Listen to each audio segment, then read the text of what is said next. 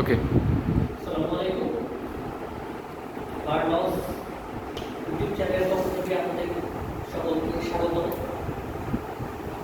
আজকে ছোট একটি ভিডিও নিয়ে আপনাদের সামনে এসেছি। আমরা আজকে আলোচনা করব ফৌজদারি কার্যবিধি 1898 সালে ধারা 6, 10 এবং 11 নিয়ে। প্রথমে আমরা দেখব যে সুপ্রিম কোর্ট এবং অন্যান্য আইনে যে সকল আদালতের কথা বলা হয়েছে সেই আদালতগুলো ব্যতীত আমাদের দেশে ফৌজদারি আদালতকে দুইটি ভাগে ভাগ করা হয়ে থাকে।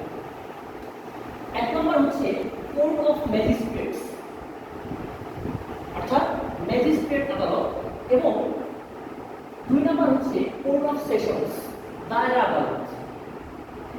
দায়রা আদালত আমাদের ফৌজদারি কার্যবিধির সেকশন 9 আলোচনা করা হয়েছে। কোর্ট অফ ম্যাজিস্ট্রেটে অর্থাৎ ম্যাজিস্ট্রেট কোর্টে দুই ধরনের বিচারক থাকে। এক নম্বর হচ্ছে এক্সিকিউটিভ ম্যাজিস্ট্রেট, যেটাকে বাংলায় বলা হয় নির্বাহী ম্যাজিস্ট্রেট, এবং দুই নম্বর হচ্ছে জুডিশিয়াল ম্যাজিস্ট্রেট, যেটাকে বাংলায় বলা হয় বিচারিক ম্যাজিস্ট্রেট বা জুডিশিয়াল ম্যাজিস্ট্রেট আমরা বলে থাকি। এই যে এক্সিকিউটিভ ম্যাজিস্ট্রেট, এটা মূলত নেওয়া হয় বিসিএস এর অ্যাডমিন ক্যাডার থেকে নিয়োগ দেওয়া হয় এবং এটা নিয়োগ দেওয়া হচ্ছে সরকার। এটি ফৌজদারি কার্যবিধির ধারা অর্থাৎ সেকশন 10 এ বলা হয়েছে। আর এই যে জুডিশিয়াল ম্যাজিস্ট্রেট বা বিচারিক ম্যাজিস্ট্রেট, এটা বলা হয়েছে সেকশন 11 এ বলা হয়েছে। এই জুডিশিয়াল ম্যাজিস্ট্রেট বা বিচারিক ম্যাজিস্ট্রেটকে আমরা চারটি ভাগে ভাগ করতে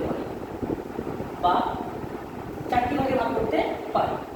এক নম্বর হচ্ছে সিজিএম, চিফ জুডিশিয়াল ম্যাজিস্ট্রেট অথবা অ্যাডিশনাল চিফ জুডিশিয়াল ম্যাজিস্ট্রেট।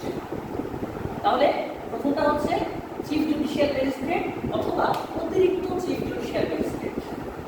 দুই নম্বরে হচ্ছে ফার্স্ট ক্লাস ম্যাজিস্ট্রেট, তিন নম্বরে হচ্ছে সেকেন্ড ক্লাস ম্যাজিস্ট্রেট এবং অবশেষে হচ্ছে থার্ড ক্লাস ম্যাজিস্ট্রেট। এটা হচ্ছে মহানগর এলাকার বাহিনী।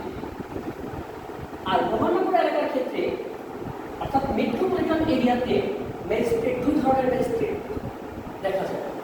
এক নম্বরে হচ্ছে সিএমএম অর্থাৎ চিফ মেট্রোপলিটন ম্যাজিস্ট্রেট অথবা অতিরিক্ত চিফ মেট্রোপলিটন ম্যাজিস্ট্রেট। দ্বিতীয়ত হচ্ছে মেট্রোপলিটন ম্যাজিস্ট্রেট অর্থাৎ মেট্রোপলিটন এরিয়াতে যে সকল ম্যাজিস্ট্রেট থাকে সকলেই প্রথম শ্রেণীর ম্যাজিস্ট্রেট। তো আজকে এই পর্যন্তই, সবাই ভালো থাকবে।